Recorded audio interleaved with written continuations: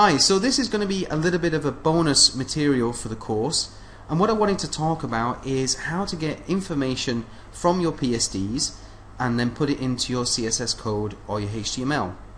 Because normally what happens is a designer will send you their PSD and then you take the information from that and then use it in your code.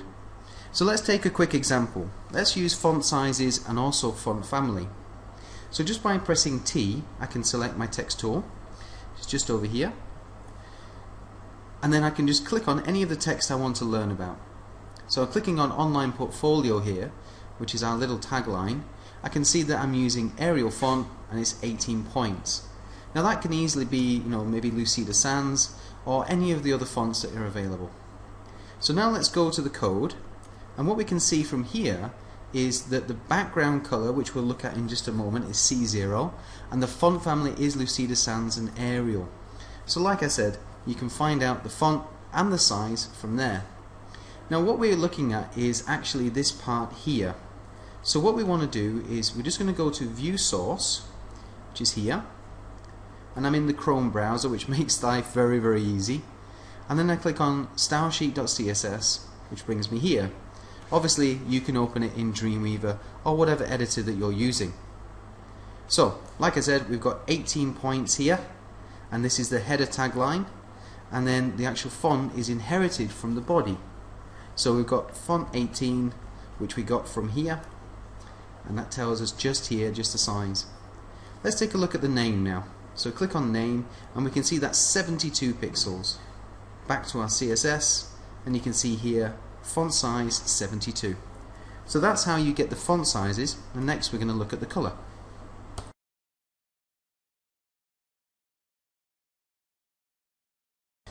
Now the color again is super easy. All I have to do is we're going to go to I, so press I for the eyedropper tool, and then all I have to do is click on my design anywhere to find out the color. We're interested right now in the background, so I'm just going to click on the background, and you can see that down here the foreground has changed. So click on there and it will bring up your color picker, and from there we can see that we're using the code C0, C0, C0, which is just a sort of a silver color. And then, like I said, we're going to go into our code, and that's where we would write it. And this is the background color C0, C0. So if you have any colors, you can simply find out by clicking using your eyedropper tool what it is. Let's take this blue here, for example. I click once, I click on here, and then now I have my code. Good example here is the footer at the bottom. Click on there, and then we have our color there, BEE08E. Now let's go back to the code and just confirm that there. So back down to the bottom here, all the way to footer, and we have background color BEE08E.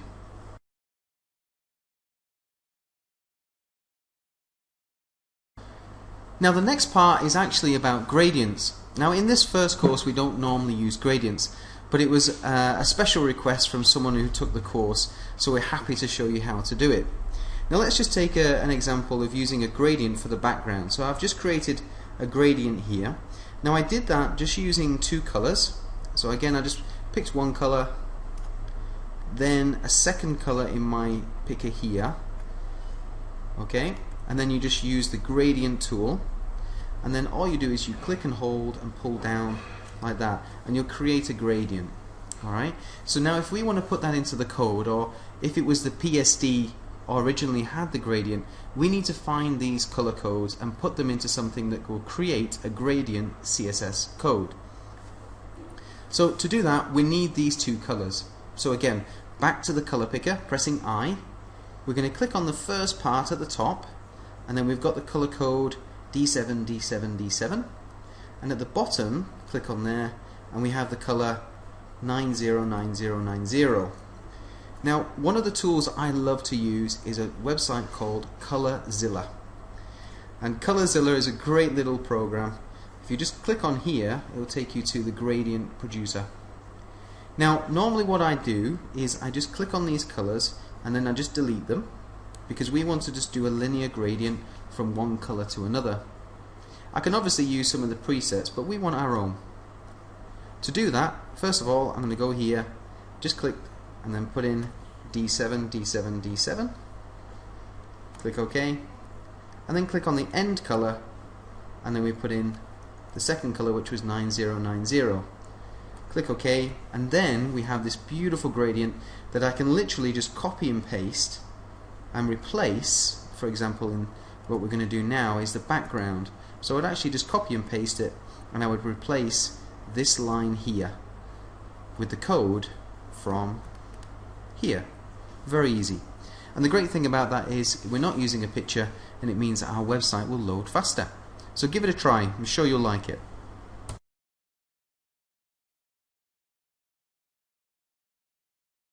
So the next thing we're going to be looking at is margins. So let's take a look at the margins around the actual page itself.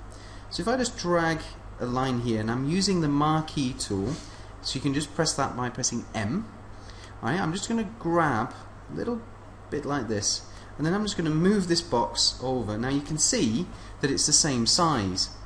Now what that means is that the margin on the left and right is the same, and we use something called margin auto when we're talking about the code. So let's have a look at that. The container is the CSS code that we've used for the white box, and here we've got width of 740, but we've got a margin of auto there and 60 pixels above and below. So let's take a look at that. So that means we've got 60 pixels here and also 60 pixels down here. So you can use that in your CSS. Now let's take a look at padding. Now I'm going to zoom in for this one, and I'm just going to come over here. Now as I can see, there's a little bit of padding between the edge of the box and the actual content itself.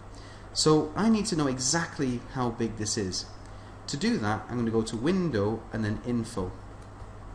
Now something that I always have is the ruler turned on, and you can turn that on by doing Command and R for a Mac or Control and R for a PC. Once you've turned it on, please make sure that you've got it set to pixels. Right click and you'll see that I've got it set to pixels. From there, again, I'm going to use my marquee tool, because that allows me to use this. Now the info panel you can get from Windows and then Info. Now let's take a measurement. So I'm just going to go right to the edge and just pull my box like this, and you can see that's exactly 30 pixels. And that goes all the way down. So if I go back to my code, I should see something like padding 30, and there it is. And that's all the way around. Okay? Oh, and look, we even have a box shadow. Let's have a look at that. So the box shadow is very, very easy to find as well. We do that using the selection tool, and that is accessible by pressing A. So click on the white box, and then what you'll see is the container has some styles applied to it. Open that up, click on drop shadow, and you'll see some of the figures here, and the size there is 30 pixels. And then what you can do again is just using the color picker, you can find the color here and put that into your code. So that's how you use padding and margin, and also having a look at box shadows.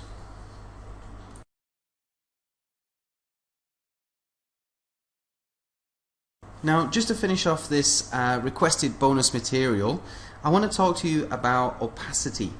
Now, the opacity we haven't really used on this design, but let's say that we did. What we can do is I'm going to actually select the logo, and I'm going to change the opacity of that. So I'll just have to literally just press 8. Okay, so here we have 8. And what that means is it gives you 80% opacity. And that's something, again, you can put into your code. Let's take, for example, we did the background. So what we're going to do now is we've got the gradient, but I've also got a background of some like a wood texture. I'm going to put the gradient above the wood texture like this, and I'm again going to turn down the opacity. Let's make it, let's say, about 20%. Okay? So from here you can see the opacity is used on there, and again that is something that you can put into your code. Now if you wanted to use that in your actual code, all you have to do is go over to one of my favorite websites, w3schools.com, and you'll find it at /CSS css_image_transparency.asp. Now inside there you'll see a very, very simple thing, which is opacity.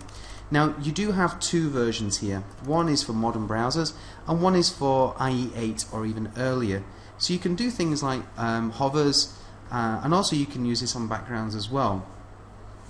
So all you have to do is click on the item that you want to know about. It can be a logo or anything. You can see that this is 80%, and then you can use the image opacity CSS styling to make it the same as the PSD. So that's everything for this bonus material. I hope you enjoy it, and I hope you've enjoyed the course itself, and we'd love to hear your reviews. Thanks. Bye.